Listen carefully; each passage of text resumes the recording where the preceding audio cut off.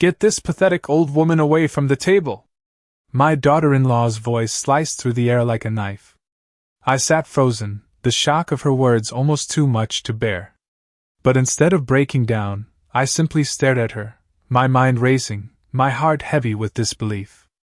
This was supposed to be a simple family dinner, a chance to feel connected again, after all the years I had spent raising my children, supporting my husband, and holding the family together. And yet, here I was, at the mercy of Cynthia's cruel words, surrounded by my own flesh and blood, and still feeling like an outsider in my own home. A few weeks ago, I wouldn't have believed this could happen, but now, I was left with nothing but the empty chair beside me. I had been part of this family for over 40 years, and now, they wanted me gone. I could feel the weight of their gaze, John, my son, sitting quietly beside his wife, not even looking at me. He didn't speak up, didn't come to my defense. The silence between us was deafening. My hands trembled as I set my napkin down on the table. The hurt was too much. It was as if they were all in on some cruel joke, one that only they were allowed to laugh at. I had spent so many years trying to make sure everyone felt loved, trying to keep the family together, and now, I was being thrown away like an old rag. Security! Cynthia snapped again, her voice now sharp and commanding, but I didn't flinch. I just looked at her. I couldn't understand how things had gotten this far. Wasn't I the one who took care of everything? Didn't I make sure the holidays were always special, that no one went hungry, that no one ever felt forgotten? And now this. Now, I was nothing more than a burden. The pain in my chest grew heavier, but I refused to show it. I wasn't going to give them the satisfaction of seeing me crumble. I stood up slowly, my legs stiff with the weight of everything that had happened, but my resolve was clear. I was done. I walked away from the table without a word, my steps steady, my head held high, even though my heart was breaking. I didn't need to scream or shout. The truth was already there, plain for everyone to see. Cynthia's words, her actions, they had already said everything. This wasn't just a dinner. This was the moment I realized how little I truly meant to them. I wasn't just being dismissed as an old woman. I was being erased. As I left the room, I could feel their eyes on me, but I didn't care anymore. I was done pretending. I wasn't going to beg for their love. I had given them everything, and now, I would take back the only thing that mattered. My dignity. And from this moment on, I would never let them see me as weak again. I would show them just how strong I could be, even in the face of betrayal. It was the silence that followed my departure that hit me the hardest. I could hear the muffled voices behind me, but they seemed distant, like they were coming from a far-off land that I no longer belonged to. I stepped outside the dining room, taking slow, deliberate breaths to calm the whirlwind in my chest. The cool air felt like a reminder of how far I had fallen, how quickly everything had turned. My feet moved almost automatically as I walked down the hall, my hand trailing along the wall, searching for some sense of grounding. The house felt different now, almost foreign. This was the home I had spent decades of my life building with John. This was the place where we raised our children, where we celebrated milestones, and where I believed I had a place. Now, it felt like a prison. I paused in the hallway, staring at the family portraits that lined the walls. There we were, smiling in those pictures. A happy family. Or at least, that was what I had convinced myself for years. But the truth was clear now. They had never seen me as family. I had been a convenience, a background player in their lives, someone they could rely on when it was easy. But when the time came to show gratitude, to show respect, I was invisible. I let out a breath and walked toward the front door. My steps were slow but determined. The air outside was crisp, the sky clear. I should have felt relieved to be away from the suffocating atmosphere inside, but all I felt was emptiness. My heart ached as I thought of how I had been treated, how my years of sacrifice meant nothing to them. I had spent my life making sure everyone else was happy, making sure they had what they needed, never asking for anything in return. And now this. I stood on the porch for a moment, staring at the street in front of me. The world seemed unchanged. but I felt as if everything around me had shifted. I had always prided myself on my strength, my ability to endure, but in this moment, I couldn't help but feel like a fool. I had been so blind, so willing to do anything for them. But they had no use for me anymore. The thought stung. I took one last look at the house, then turned and walked away. It wasn't just the dinner that had broken me. It was the realization that I was no longer needed, no longer wanted. I had been cast aside like an old piece of furniture. But something inside me stirred. I wasn't going to let them win. I wasn't going to fade into the background, to disappear quietly. I had too much life left to live, and I would be damned if I spent it feeling sorry for myself. I had always been the one to keep the peace, to make things right, but now I saw that it was time to make things right for myself. The path ahead was uncertain, but it was mine to walk. And I would walk it with my head held high, no longer burdened by the expectations of others. I had a plan, and I wasn't going to let anyone stand in my way. Not John. Not Cynthia. No one. As I walked away from the house, I felt the weight on my chest begin to lift. It wasn't gone completely, but for the first time in a long while, I felt like I could breathe again. The hurt wasn't gone, but the need to fight for my dignity had replaced it. And that was something no one could take from me. The following days felt like a blur, with each one blending into the next, a quiet, painful repetition of emptiness. I stayed in the small apartment I had rented, far from the house I had once called home, the place where I had raised my children and shared my life with John. But as much as I told myself I needed time to heal, to figure things out, there was an undeniable truth nagging at me. I could not simply vanish from their lives. I could not let them take everything from me, not my memories, not my dignity, and certainly not my rights. The thought of them, sitting in the comfort of that house, enjoying their lives while I was cast out, eating at their grand table without a second thought for the years I had dedicated to keeping this family together, only made me more determined. I spent days thinking, planning, and quietly watching the world around me. John's absence was a gaping hole, but it was Cynthia's coldness, her calculated cruelty, that cut deeper. She had always been like this, pushing me aside, making me feel small, making me doubt my place in my own family. I had allowed it for too long, but now, things would be different. I began to make calls, checking on legal matters, looking into my rights, and seeking out advice. There were documents that John had signed, agreements that, at the time, I had never questioned. But now, I needed to know what they meant. I could no longer trust my son or his wife. My whole life had been built on trust, on love, but those bonds had been shattered. I couldn't trust the people I had given everything to. It wasn't about money. It wasn't about getting the house back, though that was a part of it. No, it was about respect. It was about my place in this world, my dignity, and my ability to stand up for myself, even if I had to do it alone. The phone call with the lawyer was brief but clear. My husband had made provisions for me, provisions that Cynthia and John were trying to hide. They didn't think I knew, but I had a feeling. The legal documents were in my name, and I was entitled to more than I had been given credit for. It felt like a small victory, but it was a victory nonetheless. I would not be cast aside like an afterthought. I would stand up, not just for the house, not just for the inheritance, but for myself. I had given my life to this family, and now I would make sure I was treated with the respect I deserved. As the days passed, the anger inside me simmered, not with the heat of revenge, but with a quiet, steady determination. I was no longer the helpless, forgotten woman they thought I was. I had strength, and I was going to use it. My son would have to face the truth, and Cynthia would have to see that I would no longer be pushed aside. I began to make my plans, each move carefully calculated.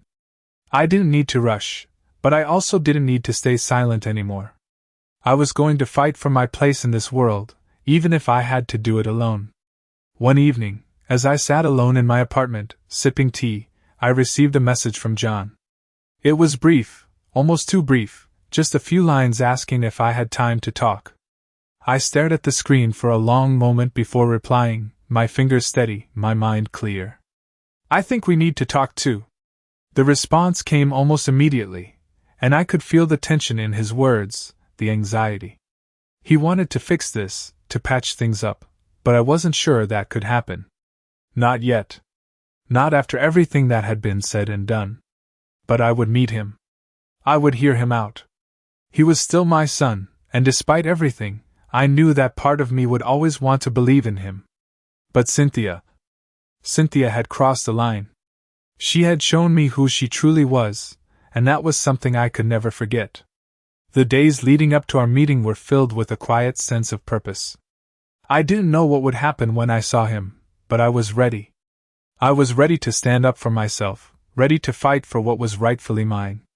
When the day finally came, I dressed simply, but with confidence. I was no longer the person who would sit quietly in the background, watching as others dictated my life. I was a woman who had lived through pain, but also through strength. As I stood outside the restaurant, waiting for John to arrive, I felt a strange calm wash over me. I didn't know what the conversation would bring, but I knew one thing: I was no longer afraid of losing them. I had already lost so much, but I had found something far more valuable in the process: myself. When John walked into the restaurant, I could feel the tension in the air, thick and heavy. I had prepared myself for this moment, but seeing him in front of me still made my heart ache. He looked tired, worn, as though the weight of everything that had happened had finally caught up with him.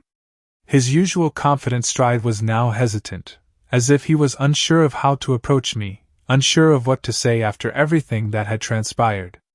I took a deep breath and stood to greet him, my steps slow but deliberate. I wasn't going to rush into anything. I wasn't going to let him off the hook so easily. He gave me a small, nervous smile, and I returned it with one of my own, but there was no warmth behind it. "Mom," he said softly, his voice strained, "I'm glad we could meet." The words were familiar, but they felt hollow now. I sat back down, my hands folded on the table. "We need to talk," I said, my voice steady but cold. He hesitated for a moment before sitting down across from me, the space between us feeling like a chasm. The silence hung in the air, heavy with unspoken words. "I know things have been difficult," he began, his voice faltering. "But we need to figure this out. You can't just walk away from us, Mom. You're part of this family." His words stung more than I expected, but I didn't let it show. I had heard it all before. Over the years, John had always been the one to smooth things over, to keep the peace, even when I felt like I was the only one holding everything together. But now, everything had changed. He had changed. "I am part of this family," I said, my voice growing firmer. "But you and Cynthia have made it clear that I no longer have a place in it. And I won't just sit here and pretend that everything is okay." John looked at me, his eyes wide with surprise. "What do you mean?" he asked, a hint of defensiveness creeping into his voice. "I mean that I've been treated like I don't matter," I replied, my voice sharp now. "You and Cynthia have pushed me aside, made decisions without consulting me, and now you want me to just accept it. But I won't. I won't be invisible anymore." I could see the guilt in his eyes, but there was also something else. Something I couldn't quite place. "It's not like that," he said quickly. We didn't know how to handle everything after Dad passed. It's been hard on all of us." I shook my head, the bitterness rising in my chest. "You didn't know how to handle it?"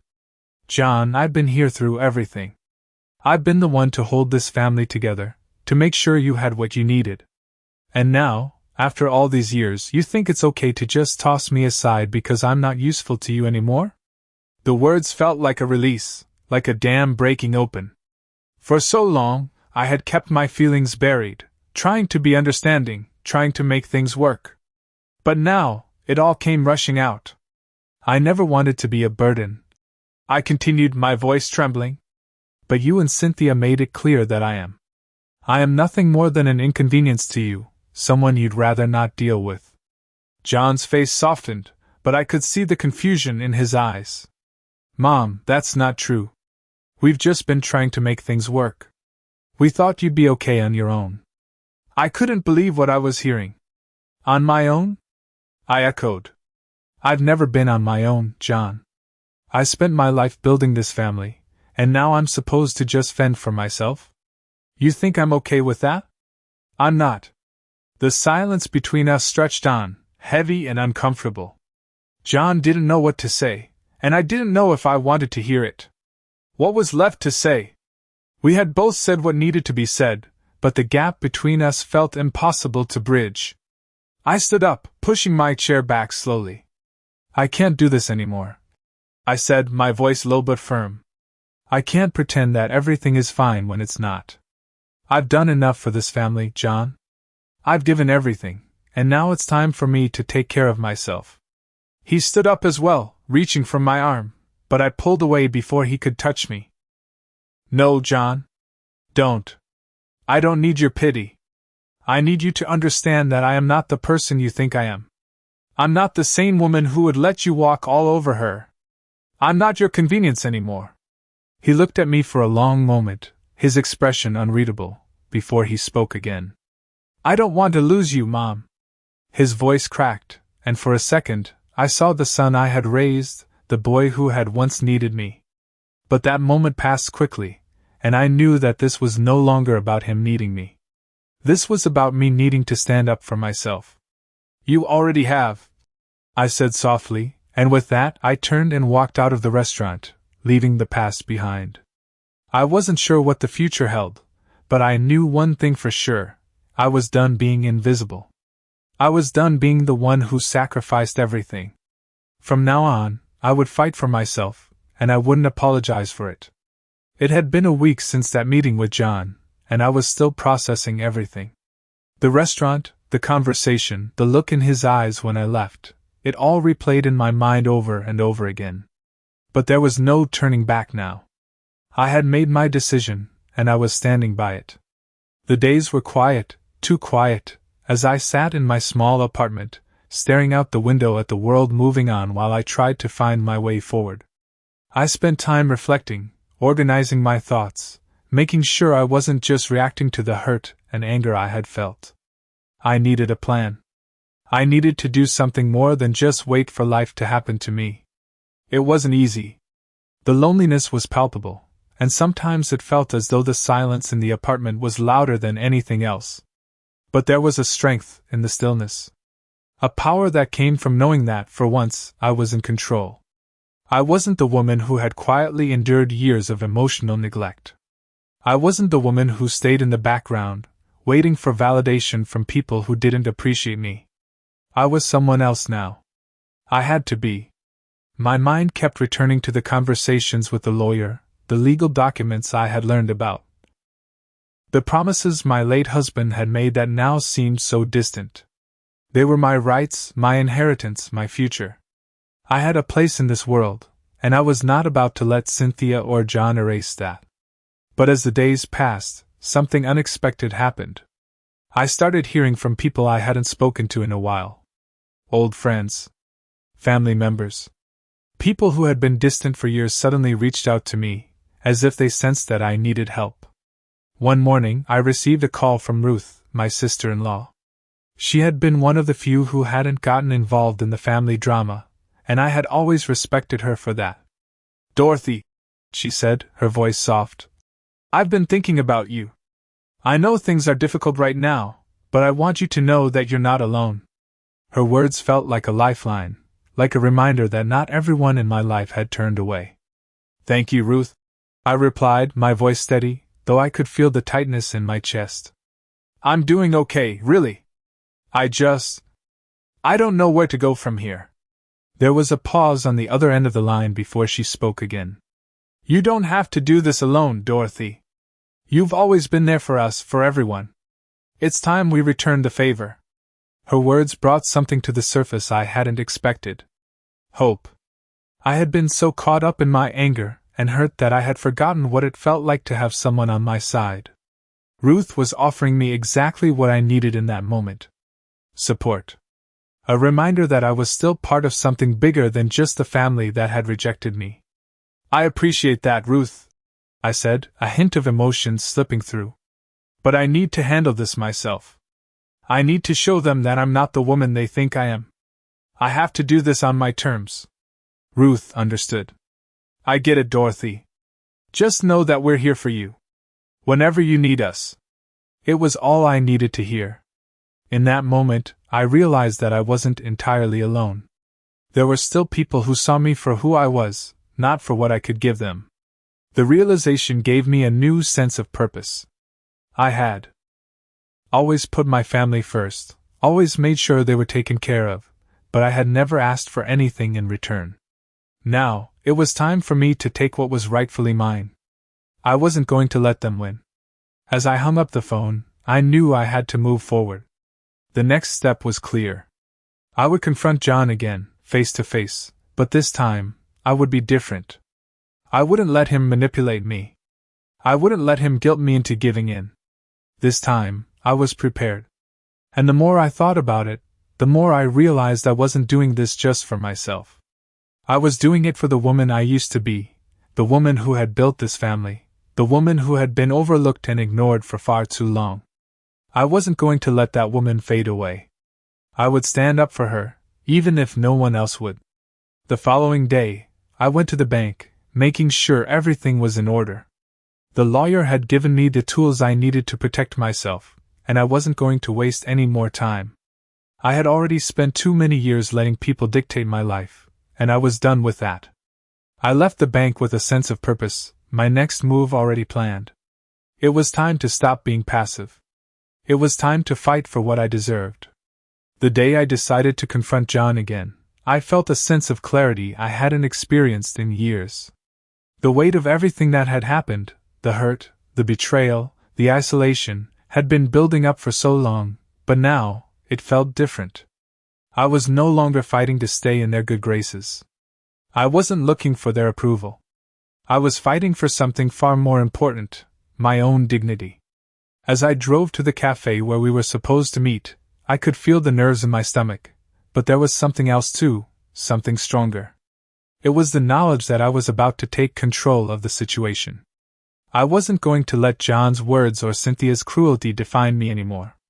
When I arrived, I sat at a corner table, watching the door, waiting for him.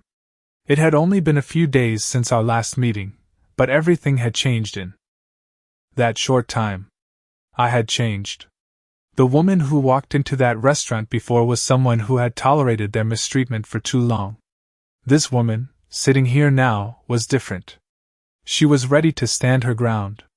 John walked in, looking just as tired and uncertain as before. His eyes scanned the room until they landed on me, and for a brief moment, I saw a flicker of recognition, a hint of the son I had raised. But it was quickly replaced with hesitation. He walked over and sat down across from me, his shoulders slumped, as if he was bracing himself for a conversation he wasn't prepared to have. "Mom," he said, his voice quieter this time, less defensive. "I've been thinking about what you said. I know I've let you down." He looked at me, searching for any sign of forgiveness, but I wasn't ready to offer it just yet. "You didn't just let me down, John," I said, my voice steady but firm. "You and Cynthia both have pushed me aside, made me feel like I was nothing. I spent years looking after this family, and now I'm treated like an outsider. Like I don't matter." He winced at my words, but I could see the guilt in his eyes. "I never meant for you to feel that way," he said, his voice cracking slightly. "I just didn't know what to do after Dad passed. Everything changed, and I guess I didn't handle it well." I let his words sink in, but I wasn't ready to let him off the hook. "You didn't handle it well? John, that's an understatement. You and Cynthia made decisions about my life without ever consulting me. You pushed me out of my own family. And now you want to sit here and apologize?" My words hung in the air, heavy with the truth. He looked down at his hands, and for a moment, I thought he might say something more, but instead, there was silence. "I'm sorry," he said finally, his voice barely above a whisper. "I know it's not enough, but I am sorry." I shook my head. "Sorry doesn't fix everything, John. You can't just apologize and think everything will be okay. I've been holding on to this family for so long, and now that it's falling apart, you think a few words are going to make it right? He reached across the table, his hand trembling slightly as he placed it on mine. I don't want to lose you, Mom. I've been thinking about how I can make things right. His touch was soft, but it didn't reassure me. It only reminded me of how much I had sacrificed, how much I had given, and how little I had received in return. I don't know if things can be fixed, I said, pulling my hand away. Not after everything that's happened. But I do know this. I can't keep living like this. I can't keep pretending that you and Cynthia don't treat me like I'm invisible. I'm done being the woman who silently accepts everything. I'm done being the one who sacrifices for the sake of keeping the peace. John's eyes widened in shock. What do you mean? What are you going to do? I looked at him, my gaze steady. I'm going to take back what's mine. I'm not going to just let you take everything from me, not my rights, not my place in this family. I've spent too long letting you make the decisions for me. Now it's my turn. He opened his mouth as if to speak, but I held up my hand, silencing him. You can't fix this, John. But I can. And I will. For myself. He sat back in his chair, his face a mixture of confusion and guilt. I don't know what to say, he admitted, his voice quieter now. I didn't think it was like this. I thought you'd be okay. I stood up from the table, my decision made. I won't be okay, John. Not until I get what's rightfully mine. And that doesn't just mean the house or the money. It means my dignity. It means my place in this world. I turned to walk away, my heart racing but my steps steady. I didn't know what the future held, but I knew one thing for sure. I wasn't going to let them dictate it anymore. The following days felt like a test of my own resolve. I had made my decision, but the path ahead wasn't clear. I had thought that by standing up for myself, by confronting John, things would somehow fall into place. But the silence that followed my departure from the cafe was deafening. I wasn't sure if it was because he truly understood the gravity of the situation, or if he was just trying to avoid the confrontation altogether. Still, I couldn't afford to wait for him to come around. It wasn't just about the inheritance, or the house anymore. It was about something far deeper. It was about respect, about reclaiming my voice after so many years of silence. I had spent too much time catering to others, putting their needs ahead of mine. Now, it was my turn to take the lead in my own life. The first step was to consult with my lawyer again, to ensure I understood every detail of the legal process. The documents, the rights, the will, everything. I wasn't going to be caught off guard again. I needed to know exactly where I stood. My lawyer, a calm and collected woman named Laura, walked me through everything once more, explaining the nuances of my husband's will, the assets I was entitled to, and the steps I needed to take to secure my position. You have every right to this, she said, her voice reassuring. This isn't about being greedy, Dorothy. This is about protecting yourself. You've earned this. Her words gave me a renewed sense of purpose. I wasn't just fighting for money or property. I was fighting for my place in this world, for the recognition I had been denied for so long. Laura handed me a folder filled with papers, each one an important piece of the puzzle I had to put together. Take your time, she advised. But don't wait too long. You've been patient for years. It's time to take action. The weight of her words lingered with me as I left her office. I had a plan now. I had the tools to fight back. It wasn't going to be easy, but I wasn't going to back down. The next morning, I gathered the documents and made another call. This time, it was to the bank. I needed to make sure the accounts and properties listed in John's will were properly handled. I had seen too many cases where things were mishandled or kept hidden. I wasn't going to let that happen to me. The call was brief but necessary. The bank was able to confirm that everything was in order, that I had access to the assets that were rightfully mine. It was a small victory, but one that gave me more confidence than I had felt in weeks. I wasn't alone in this fight. I had people on my side, People who saw what I was trying to do and understood the importance of standing up for myself. Still, I knew the real challenge would come when I confronted John and Cynthia again. They weren't going to just hand over everything I was entitled to. They would fight, and I needed to be prepared for that. I needed to be strategic, careful with my words and my actions. I wasn't going to let them bully me into submission again. Later that week, I received a call from Cynthia. Her voice was clipped, businesslike, and I could tell she was trying to maintain control of the situation. "We need to talk," she said. "I don't think this is helping anyone, Dorothy. You're making things harder than they need to be." I took a deep breath before responding. "I'm not making anything harder, Cynthia. I'm simply standing up for what's mine. It's about time someone did." There was a pause on the other end of the line. I could almost hear her trying to figure out how to respond, how to regain control of the conversation. But I wasn't giving her that power anymore. "You don't understand," she said, her tone shifting, trying to play the victim. "This isn't just about money. It's about family. We're family, Dorothy. I don't want to fight with you." I laughed softly, though there was no humor in it. "Family? You've never treated me like family, Cynthia. You've treated me like an inconvenience, and I've had enough." Her silence spoke volumes. It was the silence of someone who knew they were losing the battle, who could feel the power slipping from their grasp. "You'll regret this," she finally said, her voice cold and threatening. "You'll see. It's not too late to fix things." I felt a surge of strength rise within me. "It's too late, Cynthia. I'm not backing down. And I won't let you control me any longer." I hung up the phone, the weight of the conversation settling into my bones. I knew this wasn't the end. It was only the beginning of the fight.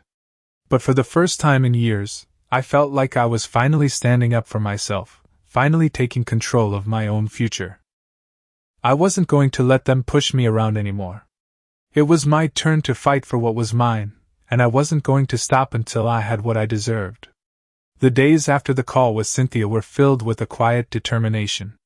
I could feel the weight of her threats lingering in my mind, but I refused to let them control me. I wasn't going to back down. I had already made up my mind, and there was no going back now. I had always been the one who kept the peace, the one who silently bore the brunt of everything, but now that I was standing up for myself, it felt like a new chapter was beginning. I wasn't sure where it would lead, but I was ready. The following week, I met with my lawyer again to go over the final steps. Laura had been incredibly patient, explaining everything I needed to know and making sure I understood the legal process. I had already gathered all the necessary documents and made the necessary calls, but now it was time to make my move. "You've done well so far," Laura said, her calm demeanor helping to steady my nerves. "Now we file the papers, and it's in motion." It felt surreal, like I was stepping into a new version of my life. I had spent so long feeling powerless, watching as others made decisions for me, but now I was taking control. "I'm ready," I said, my voice firm. Laura smiled, nodding her approval. "Let's get started then." The process was more complicated than I had anticipated, but it was also a relief to be doing something proactive. I had always been the one who took care of everyone else, but now it was time to take care of me. I filed the papers, officially laying the groundwork for what was to come. I knew it wouldn't be easy. Cynthia wasn't going to let go of everything without a fight. But I was prepared. I had learned over the years that nothing worth having comes easily. The next step was the hardest part, waiting. Waiting to see how John and Cynthia would react, waiting to see if they would try to stop me, or if they would finally come to their senses. But during that time, something shifted inside me. I wasn't waiting for their approval anymore. I wasn't hoping they would change their minds. I was standing firm, ready to face whatever came next. And then, one morning, I received a call from John. It was unexpected, and for a moment, I hesitated before answering. "Mom, we need to talk," he said, his voice sounding more serious than I had ever heard it. "Can we meet?" I didn't have to think long. I had already made my decision. "Of course," I replied, my voice steady. I'll meet you. A few hours later, we sat across from each other in a small cafe. John looked tired, his face drawn, and I could tell he was trying to figure out how to approach the conversation. I sat quietly, watching him, waiting for him to speak first. Finally, he sighed. I've been thinking a lot about everything.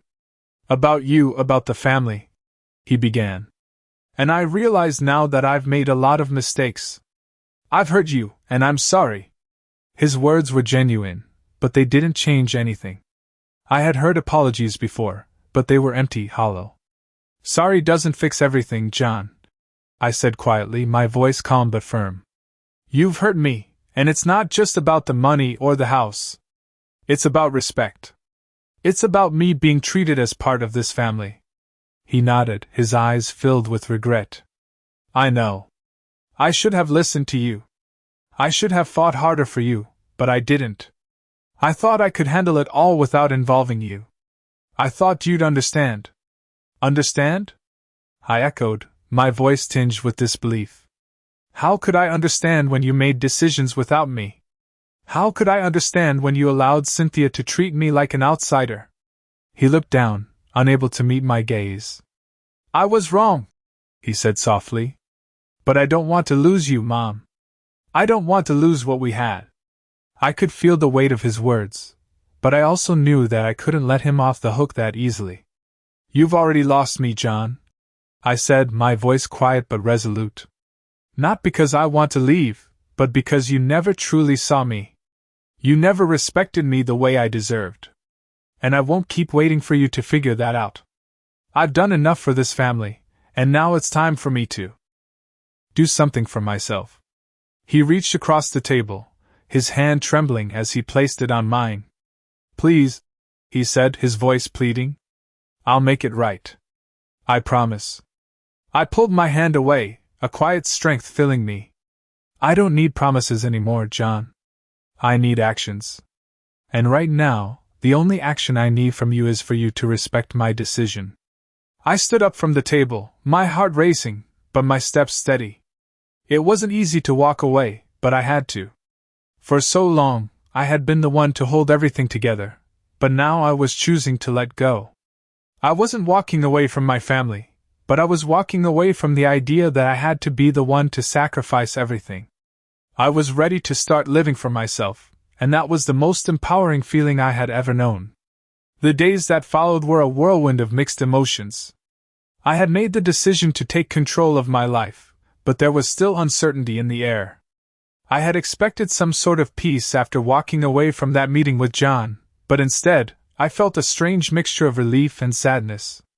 The relief came from knowing I had stood up for myself, that I had finally said the things I had been bottling up for years. The sadness, though, was harder to shake off.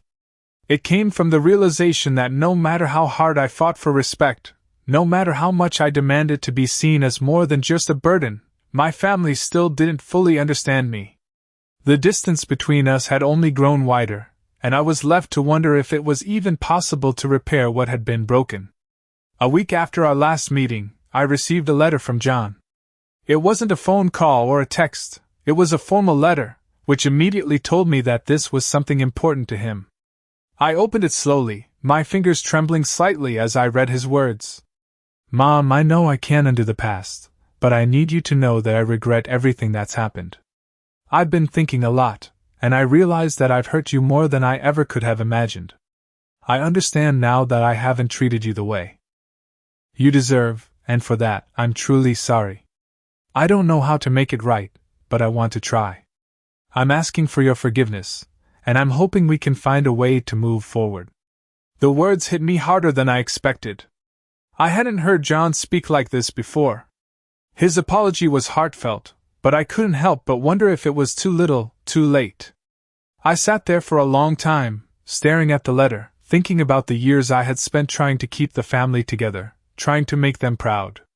I had sacrificed so much for them, and yet, it always felt like it wasn't enough. But I wasn't the same woman who had once let those feelings slide by. I wasn't going to fall for the same promises again. I needed more than words now. I needed actions. I folded the letter and set it down on the table, taking a deep breath. It wasn't that I didn't want to forgive him, it was that I needed to be sure that things had truly changed, that I wasn't going to be hurt again. It had taken me a long time to realize that I deserved more than just apologies. I deserved respect, I deserved honesty, and I deserved to be treated as an equal, not just as someone who had to be grateful for scraps. The next day, I decided to take another step toward reclaiming my life. I called Ruth. She had been a silent support through all of this, someone who had never once judged or turned her back on me. I needed someone who understood what I was going through, someone who could offer the kind of advice I couldn't get from anyone else. "Ruth," I said when she picked up the phone, "I'm not sure what to do next. John reached out to me. He's sorry, but I don't know if I can believe him. I don't know if I can ever go back to the way things were." Ruth's voice was calm but understanding. "Dorothy, it's not about going back to the way things were. It's about deciding what you need now. If John truly wants to make things right, it will show in his actions, not just his words. You don't have to rush into anything. Take your time. You've already done the hardest part, standing up for yourself. Now let yourself heal, and let them prove they deserve a place in your life." Her words gave me the clarity I needed. I didn't have to make any rash decisions. I didn't have to accept John's apology just because he had offered it. I could take my time, process everything, and decide what was best for me. It was a strange sense of freedom. For the first time, I wasn't trying to please anyone. I wasn't concerned with their feelings. I was thinking about myself, my needs, my future. Over the next few weeks, I kept my distance from John and Cynthia. I didn't block them out of my life entirely, but I also didn't let them back in without some significant changes. John continued to send messages, trying to arrange another meeting, but I wasn't ready. I needed to be sure that I wasn't just being swept back into their world of manipulation and control. One day, I received another letter, this time from Cynthia. She had always been the more calculating one, the one who thought she could control everything behind the scenes. I opened it cautiously, unsure of what to expect. "Dorothy," it began, "I know I've hurt you, and I've made mistakes. I never meant to push you out of the family. But I want you to understand something. I've been through a lot too, and I was just trying to protect my own interests. I never wanted things to get this bad. I'm sorry for everything." Her apology, unlike John's, felt hollow. It wasn't about fixing things between us. It was about her trying to justify her actions, trying to make herself feel better. I folded the letter and set it aside. I wasn't angry. I wasn't even disappointed. I had already accepted that Cynthia wasn't going to change, and that was something I had to come to terms with. Not everyone in my life was going to treat me the way I deserved, and that was a hard reality to face. But it was also a freeing one. I didn't need their approval, their forgiveness, or their love. What I needed was to keep moving forward, to keep building my own life, and to make sure that I was never again at the mercy of anyone else's decisions. I had been my own keeper for too long to give that power up again.